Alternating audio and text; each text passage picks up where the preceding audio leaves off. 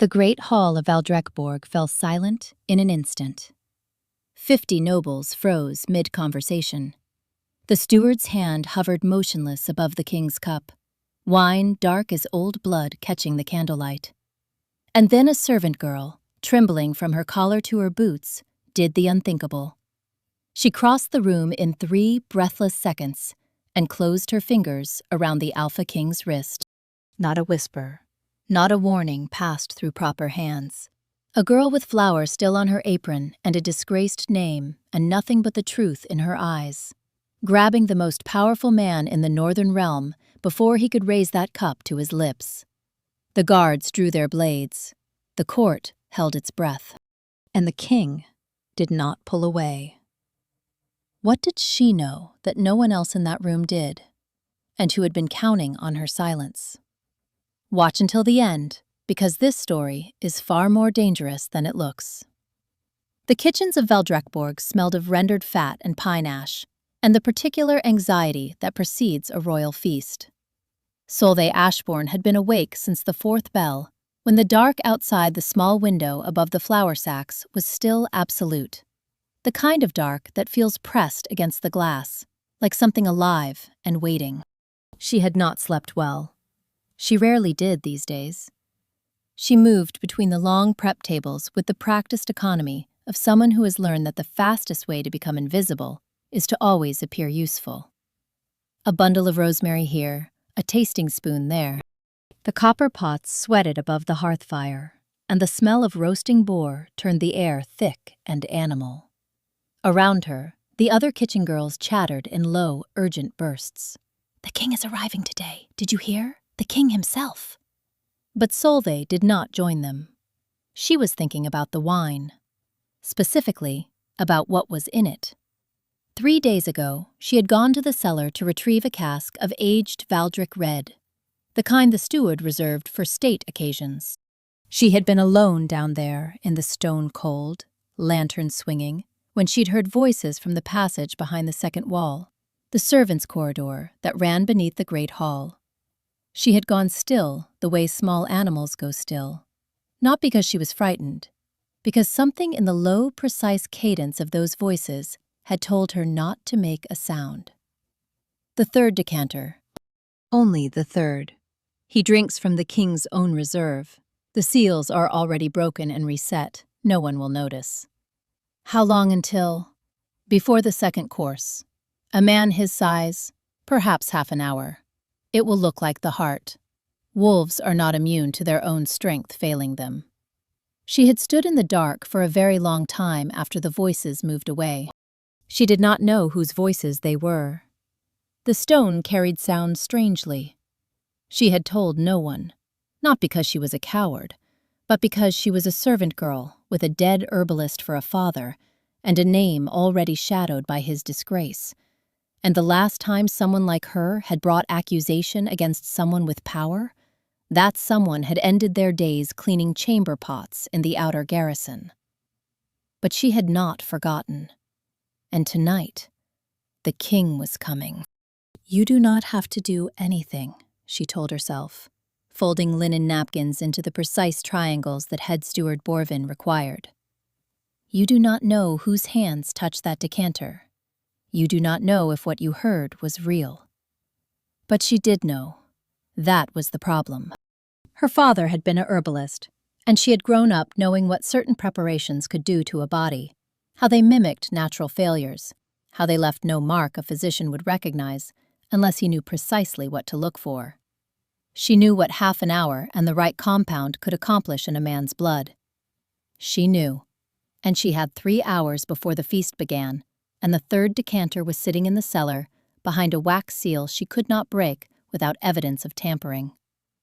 "Think," she told herself, "think." Old Marin found her in the corner near the salt barrels, staring at nothing. "You have that look," the old woman said, without looking up from the bread she was scoring. Her hands moved with the certainty of things done 10,000 times. "Your father had it too, before he made his choices." Solvei looked at her. "What look?" "The look of someone who knows something they wish they didn't." Maren set down her knife and finally met Solvei's eyes. Hers were gray and very calm, like winter water. The feast will begin at sundown. The king will sit at the high table, north end, as always. The wine will be poured before the second course. A silence stretched between them, thin as beaten copper. "That's all I know to tell you," Maren said, and turned back to her bread. Solvei stood alone in the salt-sharp corner of the kitchen and understood that she had already made her choice 3 days ago, standing in the cold dark of the cellar. She just hadn't admitted it to herself yet. She heard him before she saw him. Not his voice. He did not call out, did not announce himself the way the lords of lesser holdings did, filling the space with sound to prove they occupied it. What she heard was the change in the hall itself, a sudden hush that moved through the great room like a wave, and then the specific quality of silence that follows it, not empty, but held, the way breath is held. Solvei was carrying a platter of salted fish through the servants' entrance when she made the mistake of looking up. He stood at the far end of the hall, and the distance between them was perhaps 40 feet of cold stone and candlelight, and it felt like nothing at all. Einar Valdreksson was not what she had expected. She had heard the stories. They all had. Every servant and shopkeeper and farmer within 3 days' ride of Valdrekborg. The Alpha King. The Iron Sovereign, crowned at 22 after his father's death, having already held the northern border against 2 incursions. Unmarked, unmated, unbreakable, people said, though Solvei had always wondered what that word really meant when applied to a man rather than a stone wall. Looking at him now, she understood the word a little better. He was tall, taller than the men flanking him, and those were large men. He wore his dark furs without ceremony, as though warmth were a practical consideration rather than an aesthetic one. His hair was black and cut close at the sides, longer at the crown, pushed back from a face that the candlelight did no favors to. All sharp angles and clean jaw, and something in the set of his mouth that suggested he had considered smiling once and decided against it. His eyes, even from this distance, even in this light, were the color of dark water before a storm. Charcoal shot through with iron gray. He was scanning the room. Not the way a man scans a room at a party, looking for familiar faces. The way a man scans a room for exits. Lady Astrid appeared at his elbow, all crimson silk and golden hair, touching his arm with the practiced ease of someone who had rehearsed the gesture into naturalness. "My Lord King," she said, her voice carrying that particular musical quality that carried well in great halls.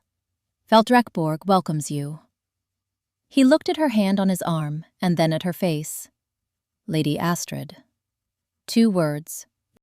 A sentence with no warmth in it, but no hostility either. The tone of a man completing a transaction that courtesy required. Astrid's smile did not waver. She had, Solvei noted with reluctant admiration, excellent control of her face. Solvei became aware that she was standing in the servants' entrance holding a heavy platter of fish and staring at the Alpha King like a fool. She looked away. Moved. Set the platter down at its designated place on the preparation table and went back for the next thing, and the next, and kept her eyes on the work in front of her. But something had shifted in the landscape of the evening, something she couldn't quite name, like a change in pressure before a storm. The air the same, the room the same, but everything somehow realigned. She told herself it was nerves about the wine. The great hall of Valdrekborg was lit by 300 candles and smelled of roasted meat, pine resin, and the particular tension of 50 people trying very hard to seem relaxed. The long tables were set with the good linen, the silver salt cellars, the pewter cups polished to a silver-adjacent shine. Lords and ladies had arranged themselves in the precise hierarchical geometry of court seating, and at the head of the high table, raised on its dais of pale stone, Einar Valdreksson sat, like something the hall had been built around. Solvei circulated. That was her job tonight. One of the junior servers, filling cups, removing empty plates, invisible in the specific way that good servants learn to be invisible, present, without weight. She watched the table from the corners of her eyes. The first course came and went. The second course was being carried out now. The roasted boar, the root vegetables glazed with honey, the winter greens dressed with vinegar and oil. And the wine. She watched Borvin the steward lift the third decanter from the credenza. Her heart performed something sharp and unpleasant behind her ribs. The decanter was the deep, almost black red of old Valdrek wine, caught in the candlelight like a jewel. It looked like any of the others. The seal. She could see from here that it had been replaced, remelted, perfectly smooth. No one would know. Borvin carried it toward the high table, with the measured gravity of a man conducting a religious rite. And around the room the other servers continued their quiet rotations. And the lords and ladies continued their conversations, and everything was completely, utterly normal. Except that in perhaps 20 minutes, if she did nothing, a man would be dead. "You don't know that," said the voice of fear and reason. "You don't know it was that decanter. You don't know if what you heard was real." "You know," said the other voice, the one that sounded like her father. Borvin reached the high table, reached the king's cup. Solvei's feet moved before her mind had finished deciding. She was across the room in 3 seconds. Too fast. She knew it was too fast. She was breaking every rule of how servers move. And then she was at the high table, and her hand closed around Einar Valdreksson's wrist. The world stopped. Not metaphorically. The conversations at nearby tables actually ceased. Borvin froze mid-pour. Lady Astrid, seated 2 places down, turned with an expression that passed through surprise into something colder. The 2 guards flanking the king's chair moved forward with the particular synchronized certainty of men responding to a threat, hands dropping to hilts, bodies shifting weight forward. Solvei did not let go. The king's arm was under her hand, like iron draped in linen. She had not expected the solidity of him, the absolute unmoving quality. He had not flinched when she touched him. He had not jerked back. He simply stopped and turned his head, very slowly, and looked at her. Up close, his eyes were not merely dark. They were, she couldn't find the word, standing there with her fingers wrapped around the wrist of the most powerful man in the northern realm, while 50 witnesses stared at her. They were the color of deep water, and they were looking at her with an attention so complete it felt almost physical, like pressure against her sternum. "Don't," she said. Her voice came out steadier than she deserved, given the circumstances. "Please, don't drink from that decanter." A sound moved through the hall. Not words, a collective, inhaled sound. One of the guards reached for her arm. "Wait," the king said. The guard stopped. Einar Valdreksson looked at Solvei's hand on his wrist, then at her face. The expression on his own face was, she still couldn't read it. It was not anger, not yet. It was something more careful than anger, more considered, like a man solving a problem in real time. "What is your name?" he said. Not a question, a statement shaped like one. "Solvei." She made herself hold his gaze. "Solvei Ashborn." I work in the kitchens, my lord king." "Solvei Ashborn." He said her name with the same weight he'd given Astrid's greeting. Not warm, not cold, simply very precisely heard. "Tell me about the decanter." They put her in the small council room off the great hall. Not a cell, not yet, but close enough in feeling. 2 guards stood at the door. The room was stone, and a single candle and a table that had seen more serious conversations than hers. She waited. She was good at waiting. It was a skill servants developed out of necessity. When the door opened, it was not a steward or a guard captain who entered. It was the king himself. He crossed the room and sat across from her without preamble. No performance of power, no theatrical delay. Just a man sitting down to deal with a problem. Behind him, a step back and to the left, stood his first commander, Ragnar, broad-shouldered and red-bearded, with a scar that bisected his left eyebrow, and eyes that catalogued everything they looked at. He remained standing, one hand loosely at his side. Solvei folded her hands on the table to keep them still. "Tell me everything you heard," the king said, "from the beginning." So she did. She told him about the cellar, and the cold, and the lantern, and the voices she could not identify, and the words she had memorized because her father's daughter did not unhear things like that. She told it plainly, without embellishment, the way she had watched her father give testimony when his shop was inspected by the guild collectors, voice level, facts in order, nothing added, nothing softened. When she finished, the room was quiet except for the candle. "You waited 3 days," the king said. "Yes." "Why?" She met his eyes. This, she decided, was not a moment to be careful. "Because I'm a servant girl with a disgraced name and no proof. Because the last person in my position who made an accusation against someone with standing spent the next decade in the outer garrison. Because I didn't know who was behind the wall, and if I'd told the wrong person, you could have told the right person. I didn't know who that was." A silence. Something moved through his expression that she almost identified before it was gone. "You know it now," he said. Not a taunt, an observation. "I'm sitting in front of you," she said. "I know it now." Ragnar made a small sound behind the king. Not quite a laugh, quickly suppressed. Einar Valdreksson looked at Solvei for a long moment, in which she was acutely aware of several things. The cold of the stone room, the small inadequacy of the single candle, the way her pulse was doing something irregular and unhelpful, and the fact that the king of the northern realm was looking at her as though she were something he hadn't expected to find and wasn't yet sure what to make of. "The decanter is being tested," he said finally. "If you're right, we'll know within the hour. If you're wrong—" "If I'm wrong," she said, "I've interrupted the king's feast and laid hands on his person. I'm aware of what that carries. Are you frightened?" The question surprised her. She considered lying, decided against it. "Yes." "Good," he said. "Frightened people tell the truth." He stood, buttoned his coat, and paused at the door. With his back to her, and this was the detail she would return to later, in the dark before sleep, he said, very quietly, "You'll remain here until we have answers. You'll be given food and fire." She had expected to be given a cold floor and uncertainty. "Thank you," she said. He did not respond. The door closed behind him.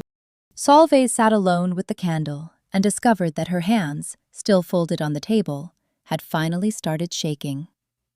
The results came back within the hour, as he had said they would. The wine had been compromised. The compound was a slow-acting extract. Her father would have known its name, she only knew its effects. Colorless, odorless, detectable only if you knew to look. Ragnar's physician found it in the third decanter alone, just as she had said. The hall erupted in the controlled chaos that follows the discovery of a near assassination attempt on a king. Guards dispatched, guests detained, every servant and lord and lady in the building questioned in rapid succession. Solvei was moved from the small council room to a slightly larger one, and a fire was indeed lit, and food was indeed brought. Simple food, bread and hard cheese and a cup of hot spice cider, but good. She was eating when the shouting started in the corridor outside. Not the king's voice. He seemed to be someone who rarely raised it. Ragnar's voice, and another she didn't recognize. Then the sound of something, a bench perhaps, going over, and then a door very close, slamming hard enough to make the walls shudder. Then quiet. Then the door to a room opened, and the king walked in. And he was pressing his left hand against his right forearm, and his sleeve was dark. Solvei stood up so fast her chair scraped back. "Sit down," he said automatically. "You're bleeding." "I'm aware." He moved to the table and sat, and she could see now. The sleeve was torn at the inner arm, a clean diagonal tear, and beneath it, the dark stain was spreading, with the quiet urgency of something that would not stop on its own. The physician, she started, is occupied. His jaw was set. He was not performing unconcern. He genuinely seemed to view this as a logistical problem rather than a medical one. The man we caught tried to make an example of himself before we could question him. One of my guards is in worse condition than I am. Let me see it. He looked at her. My father was a herbalist, she said. I've been binding wounds since I was 8 years old. Let me see it. Something shifted in his expression. Not capitulation, exactly. More like the recognition that arguing would cost more than compliance. He extended his arm. She unwrapped the torn sleeve from around the wound carefully, and she did not permit herself to flinch at what she saw, because flinching would not help either of them. It was a knife wound, not deep, a graze that had still caught the edge of something significant underneath the skin, because it was bleeding freely and would not stop. I need cloth, she said. Clean cloth and something to press it closed. Is there a physician's kit anywhere in? There. He nodded toward a chest against the wall. She found it, brought it to the table. She had done this before. The mechanics of it were in her hands without thinking. She poured the antiseptic from the small glass bottle and felt him go still. Not tense, not pulling away, just still, in the way she was beginning to recognize as characteristic of him. A quality of absolute self-containment. This will sting, she said. I know. She pressed the cloth to the wound. He did not make a sound. She worked quickly and quietly. The room held only the fire, the small noises of her work, and between them, this proximity she had not expected, had not planned for. She was close enough to see the faint line of a much older scar along his jaw, pale as old silver, close enough to catch the scent of him beneath the cold and the copper of blood, cedar, and something darker and warmer, like resin from the heartwood of a northern pine. Stop that, she told herself. You are binding a wound. You are a servant. Pay attention to what you are doing. She wrapped the linen strip twice around his forearm and began to tie it off. His hand, she realized, had come to rest on the edge of the table near her hip, not touching her, not quite, but close enough that she was aware of it, the way you are aware of something warm in a cold room, instinctively, without deciding to be. Your father taught you this, the king said. He did. She kept her eyes on the knot she was tying. He taught me what most plants do to a body. The useful things and the harmful things. Two sides of the same knowledge. Like the wine. Like the wine. A silence, and then he said, and his voice had changed, very slightly, in a way she couldn't classify. Why did your name become disgraced? Solvei tied off the bandage and straightened. She put a careful inch of distance between herself and the table's edge, and his hand that was not quite touching her. He prescribed a preparation to a lord's wife that he believed would help her sleep. She took more than prescribed. The Lord blamed my father. She met his eyes steadily. He was exiled from the guild and died of a fever 2 winters later, away from his shop, without his tools. Einar Valdreksson looked at her for a long moment. He was right about the preparation, she added. She simply took too much. You've carried that. Everyone carries something. He looked down at his wrapped arm, then back at her. The knot will hold? She almost smiled, and didn't. Better than most you'd get from the garrison physician at this hour. The firelight shifted between them. He was close enough that she could see the individual threads of his dark coat, the small imperfections in the stone of the ring he wore on his right hand, the Valdrek seal, pressed iron, worn smooth at the edges from a life of use. Go back to your room, he said. You'll be kept here tonight for your safety. Tomorrow, I want to speak with you again. About what? He looked at her, and there was something in it, something direct and uncommon, like being seen by someone who didn't usually look. About what you know, he said, and what you're willing to do with it. But he came back that night. She was not asleep. Sleep had been an abstract concept since the cellar and the voices, and especially now, with the events of the evening stacked behind her like stones, when the door opened quietly and he looked in. "You're awake," he said, not surprised. "You're here," she said, also not surprised, though she couldn't have explained why. He came in. He had changed his coat, but the bandage on his arm was the same. Her work, her knot. He sat in the chair by the fire, not at the table, and after a moment he said, "The knot is too tight. It's been 2 hours." She looked at him. "Is it painful?" "Inconvenient." She came to kneel by the chair. This was different from before. Before had been urgent, purposeful, blood and the need to stop it. Now the room was quieter and warmer, and there was no urgency to organize herself around. And she was acutely aware of the fact that she was kneeling beside the king of the northern realm in the small hours of the night, unwrapping a bandage she had tied, her hands at his wrist. She loosened the linen carefully, checked the wound. It had closed well, the bleeding stopped, the edges clean. She retied it, looser, with the precision she'd learned young, and was aware the whole time of his absolute stillness. Not the stillness of a man enduring something, but the stillness of a man who had chosen to be here, in this room, in this quiet, with her hands doing this specific thing. When she finished, she did not immediately move away, and he did not immediately ask her to. The fire made small sounds. Outside, the castle had gone to its sleeping rhythms. Distant footsteps, the call of a night watch, the wind doing something long and cold against the stone walls. In here, warmth and firelight, and the two of them in a closeness that had no official name or category. "My father used to say," she said, without quite meaning to, "that there are 2 ways to know a person. The first is to watch how they treat those with less power. The second is to watch what they do when they think no one who matters is looking." He was quiet for a moment. "And what am I doing?" "You came back to ask about the bandage," she said.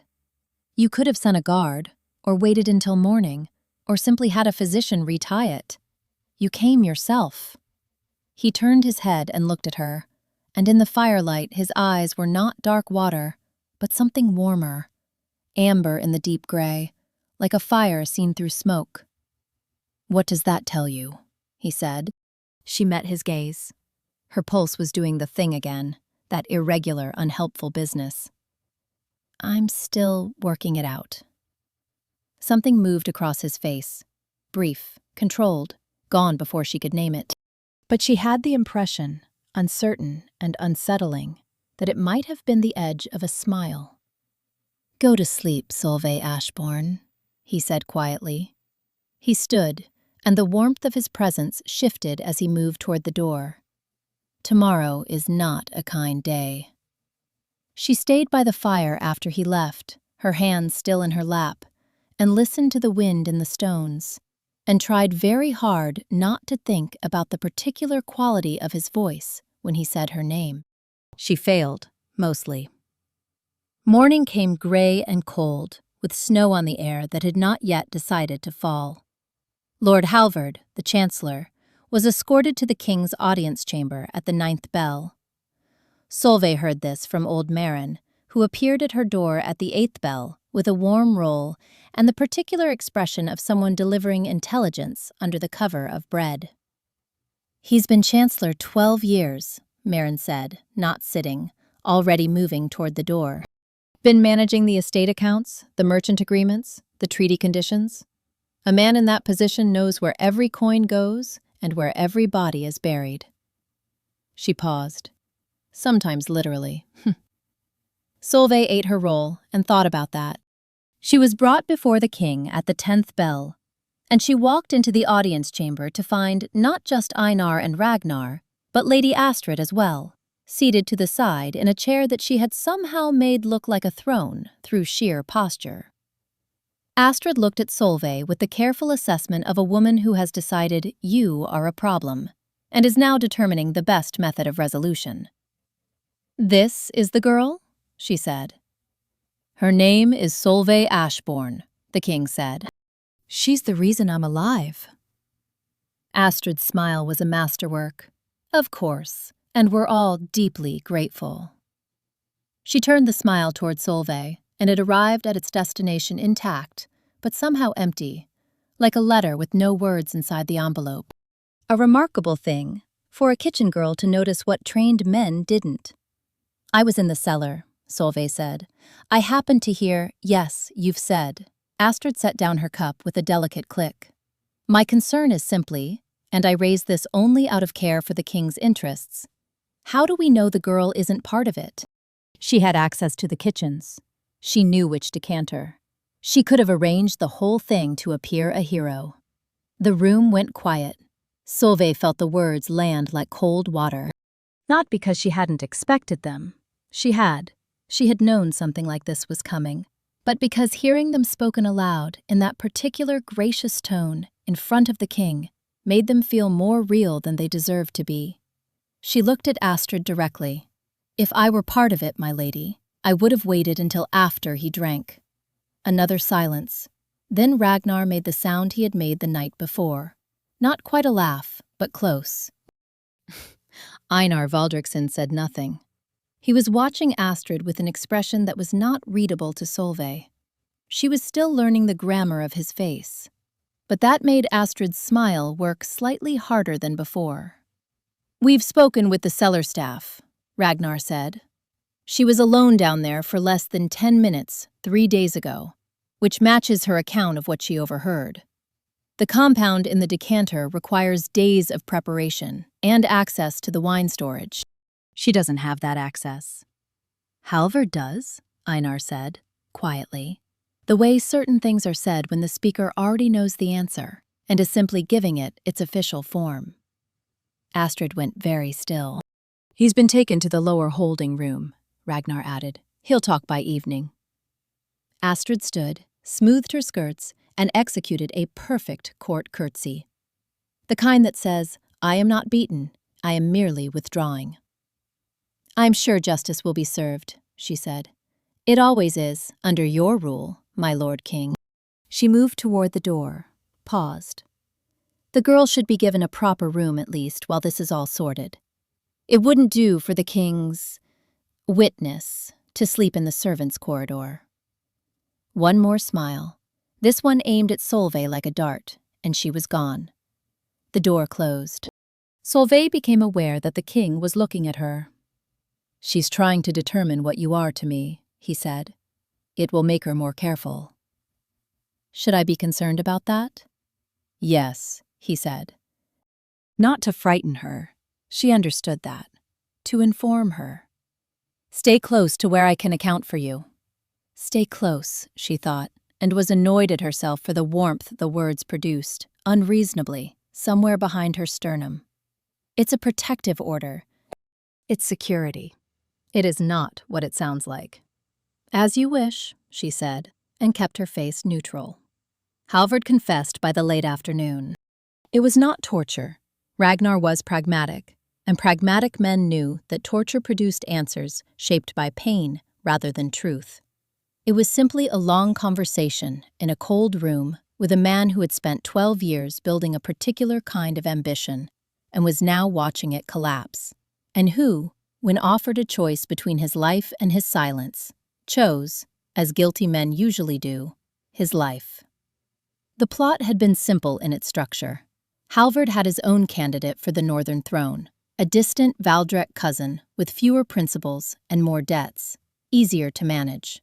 The wine had been the chosen method, quiet, deniable, arranged to look like the king's own body failing him. The man who had died rather than be questioned had been Halvard's creature from the garrison. Astrid had known. Not planned, not ordered. Known. And said nothing. Einar received this information in the council chamber with the composed attention of a man hearing a weather report. Solvei, present because he had kept his word about keeping her close, watched him process it and thought, "This is what it looks like when someone is very good at not showing grief." Because betrayal, even of people you did not particularly like, even of cousins and chancellors, was a kind of grief, however efficiently it was buried. "The second feast will proceed," he said, when Ragnar had finished. "As planned, tomorrow night." Ragnar blinked. "You want to—" "I want the court to see that what was planned accomplished nothing." His voice was level. "I want to sit at the same table and eat from the same room and let everyone who knew, or half knew, or suspected, see exactly how little it changed." Ragnar looked at him for a moment, then nodded with the resigned expression of a man who has long since made peace with his king's particular brand of stubbornness. Solvei said nothing, but she understood it, the strategy of it, and the thing underneath the strategy. The need to demonstrate that he could not be shaken, that whatever they had tried, it had met something harder than itself. She wondered what it cost him to be that hard. She wondered if he ever wondered the same thing. The second feast was not so different from the first, and entirely different. The hall was the same candles, same good linen, same pewter cups, but the mood had shifted the way a sky shifts after a storm, everything cleaner and slightly dangerous, the air carrying an awareness of what had almost happened here. Solvei had been given a station at the high table end, not serving, not tonight. The king had arranged it without announcement. She simply found herself there, positioned near the credenza with no particular task, close enough to be seen from the dais. "Stay close to where I can account for you." She understood the security rationale. She also understood that he was, in this small and practical way, placing her under his visible protection, telling the court, without words, that she was not a target available to anyone still sympathetic to Halvard's interests. Lady Astrid was present. Astrid, who had been told that her silence made her complicit, but not conspiratorial, who had been given a choice between formal censure and continued presence under close watch, who had chosen continued presence with the pragmatism of a woman who knew her remaining value was in being seen to comply. She sat at the table in her crimson, beautiful and watchful, and did not look toward Solvei more than once. Einar sat at the head of the table and ate, and spoke to the lords on either side of him, and conducted himself with such absolute normalcy that Solvei found herself watching him with something close to admiration. This was performance, she knew. Sustained, purposeful performance. But it was flawlessly done. And then, at some point in the middle of the second course, while the conversation around him continued and the wine was poured from the new decanters, sealed, tested, cleared, he turned his head, just slightly, and looked at her. Not the scanning look of a king checking the security of a room. Something more specific, more quiet. She looked back. The candlelight was between them and around them, and the hall was full of sound, and for 3 or 4 seconds nothing in the room touched them. Then someone at his left spoke, and he turned, and the moment closed. Solvei looked down at her hands and told herself to breathe normally. She had been warm for no reason that had anything to do with the fire. The night after the second feast, she was permitted to return to the servants' quarters. It felt, she thought, like a demotion she hadn't asked for. She lay in her narrow bed and looked at the ceiling beams, and listened to the breathing of the other girls around her, and could not sleep. This was not new. Sleep had been difficult for weeks before any of this. But now it had a different texture. Less like anxiety and more like something she couldn't name. Something that had taken up residence in the space behind her ribs without her permission. She thought about the king's face when the investigator's report had confirmed Halvard's guilt. The absolute stillness of it. She thought about his voice in the firelight. "Go to sleep, Solvei Ashborn." She thought about the bandage on his arm, her knot at his wrist, the warmth of him in a cold room. She thought about the moment at the feast when he had looked at her, and how it had felt less like being observed and more like being found. Stop, she told herself. He is the king. You are the girl from the kitchens. You did something that needed doing, and he was grateful, and that is the end of it. She almost believed herself. In the morning, Ragnar came to find her. "The king wants to speak with you," he said, in the direct way of someone who delivers messages without editorializing. Then, after a beat, he added, "He doesn't usually explain himself to his staff." Solvei looked at him. "Is that significant?"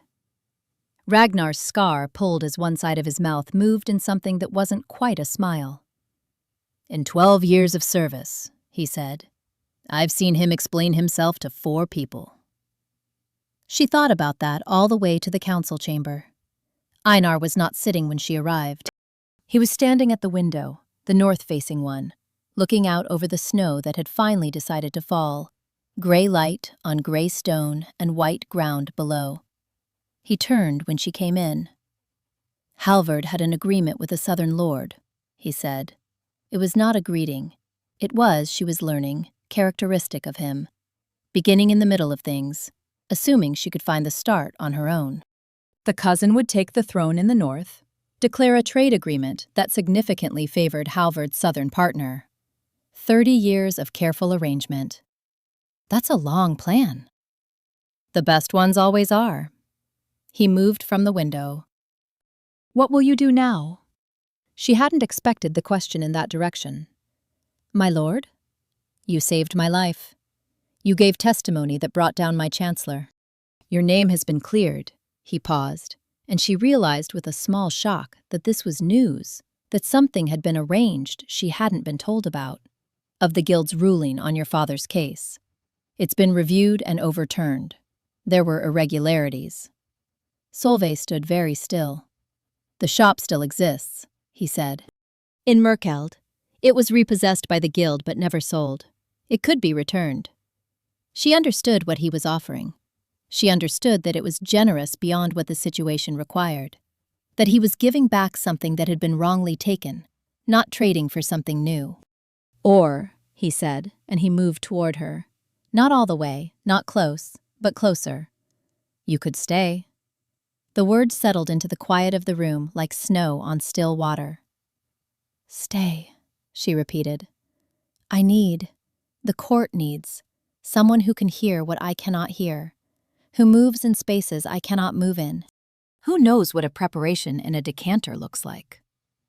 The words were practical. His eyes, she noticed, were not. They were doing the thing again, that quality of attention, that particular directness, as though everything that was not her had temporarily lost his interest.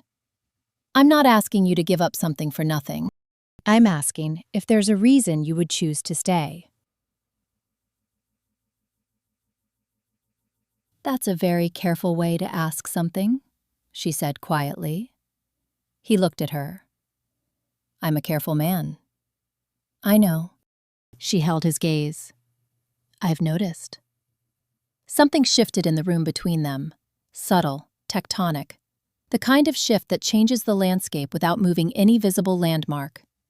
She thought about 3 days in a cellar cold, and her father's voice in her memory, and the way she had stood in front of a king, with her hand on his wrist, and her heart slamming against her ribs, and somehow not looked away.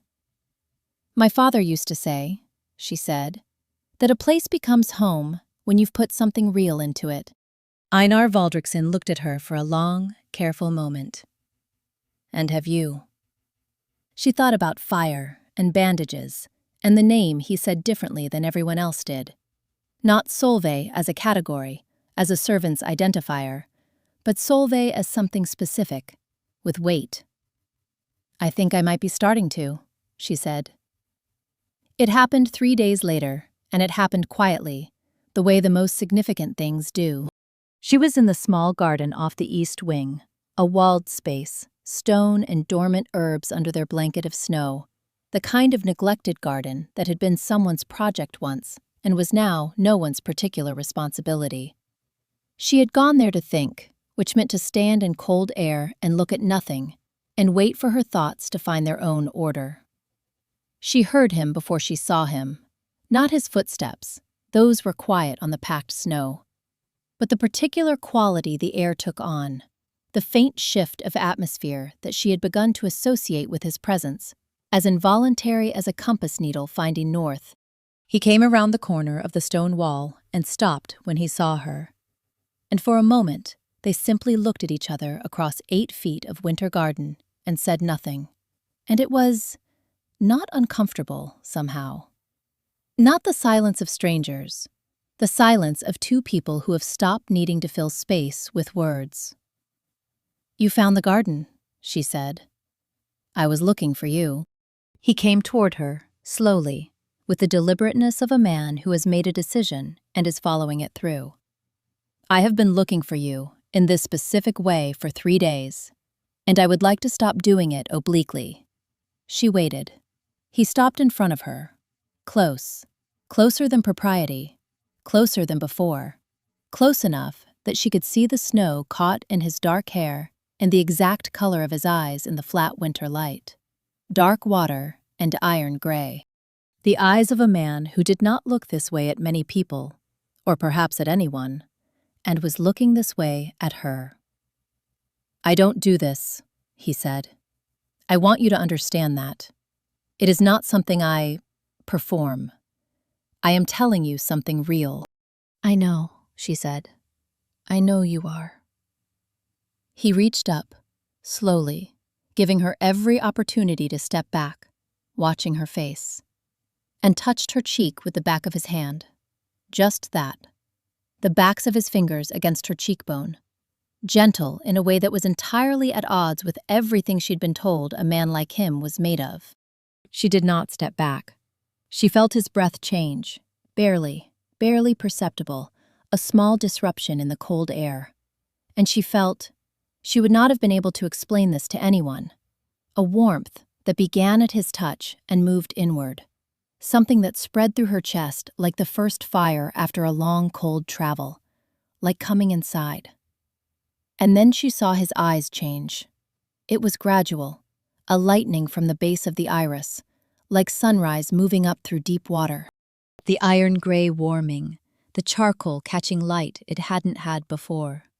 Gold threading through, and then not threading but flooding, slow and total and irrevocable. The dark water eyes she had been reading for days went the color of amber held against a flame. She stared.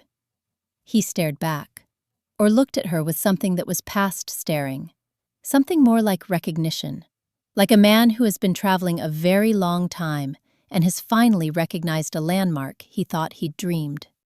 "Solvei," he said, her name in his voice, and even now, even with gold in his eyes and the mate bond opening between them like a door coming off its hinges, he said it the same way he always had.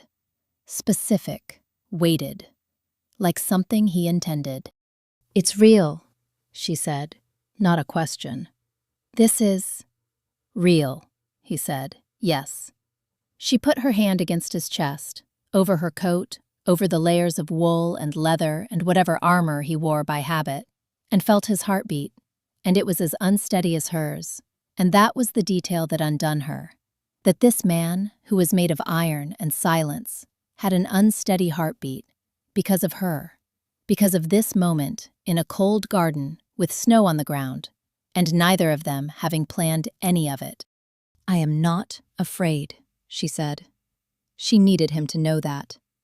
His hand came up to cover hers, warm even through the wool. His eyes were fully gold now. Not frightening, as she'd heard wolf gold described in stories. Not feral. Just open, in a way his face never was. In a way she suspected it had not been for a very long time. "I know," he said. "I know you're not." The snow continued to fall around them, silent and without hurry, covering everything in white that would hold the shape of where they stood. They said, afterward, the lords and ladies and the servants and the night guards and old Marin, who said very little but observed everything, that the Alpha King had taken a mate in the East Garden in a snowstorm, which was not entirely accurate. It was not yet a storm, only a steady snow, and the garden was dormant rather than dead, but was accurate enough in its essential structure. They said she was a kitchen girl, which was also not entirely accurate, but not wrong. They said he had changed, which was wrong in one way and right in another. He had not changed. He was still made of iron and silence and the particular brand of quiet decisiveness that made men follow him into difficult situations and believe they would come through. What had changed was what he allowed to be visible. The iron was the same, the fire in it was new, or rather, newly visible, newly permitted to show. Solvei, for her part, did not think of herself as changed either. She was still her father's daughter, She would always be that, would always carry his knowledge and her loss, and the particular way he had taught her to see the world as a thing that could be understood if you looked carefully enough. She was still the girl who had stood in a cellar in the cold and heard something she wished she hadn't. She was also the woman who had put her hand on a king's wrist in front of 50 witnesses and not looked away, who had tied a bandage at the small hours of the night and sat in firelight with space between them that was not quite empty, who had stood in a winter garden and said, "I am not afraid," and meant it with her whole body. Her father had told her, there are 2 ways to know a person: how they treat those with less power, what they do when they think no one who matters is looking. She thought about the king returning to a small room in the middle of the night to ask about a bandage he could have had retied in a dozen other ways. She thought about his eyes on her across a feast hall full of people. She thought about the word stay, offered with such careful precision, and all the things it had been, underneath the word, that he hadn't said. She thought that her father, who had known things about people too, would have liked him. Old Marin, when asked for her opinion on the matter, said only, "The garden needed tending." "She tends things. I don't see why anyone's surprised." Which was, Solvei thought, when she heard it later, the most accurate thing anyone said. Ragnar, for his part, went to find the king the morning after the garden and stood in front of him for a long moment in silence. "Well," he said finally. Einar Valdreksson looked at him. "Say it." "I'm not going to say anything." Ragnar's scar moved with his expression. "I'm simply noting that in 12 years, I've never seen you go looking for anyone. In the garden, in the snow." A pause. "She tends things," the king said quietly. Ragnar looked at him for another moment, then nodded once, with the expression of a man who has been given an answer more complete than the question asked, and went back to his work. The East Garden was small and walled, and had been no one's particular responsibility for years. By the following spring, there were herbs growing in it, rosemary and feverfew, and the pale lavender of valerian, planted by a woman who knew what things could do to a body, the useful things and the harmful things. She grew only the useful ones. The king, passing through the east wing on the way to somewhere else, occasionally stopped at the garden gate. Not for long. Not with any announced intention, just long enough to see what was growing. Just long enough that, if she were there, she would look up and find him, and he would look at her, with gold still threading through the gray of his eyes, unhurried, unashamed, the way a man looks at a landscape that has become the country he calls home. She was not a warrior. She carried no sword, no title, no family name worth speaking in a crowded hall. She was a girl who had learned, from a father the world had already broken, that knowledge is not power until you choose to use it, even when using it costs you everything you have left. Solvei did not grab the king's wrist because she was brave. She did it because she was someone who could not unknow what she knew. And sometimes, that is the only kind of courage that matters.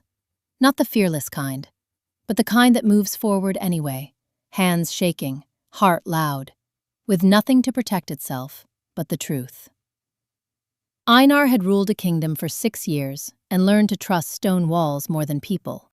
It took one girl in a flower-stained apron, standing in front of him, without armor or agenda, to remind him that the strongest thing in any room is not always the loudest. This is not just a story about a plot, a king, or a poisoned cup. It is about what happens when 2 people, both carrying old wounds, both fluent in the language of loss, choose, slowly and imperfectly, to let something real take root, even in winter, even in stone, even when neither of them planned to. If Solvei's courage moved something in you, or if Einar's golden eyes made your heart do something a little embarrassing, drop it in the comments. We genuinely love reading what you feel. Every comment tells us this is worth continuing. Like this video, subscribe, and we will keep bringing you stories that stay with you long after the screen goes dark. Thank you for being here. It means more than you know.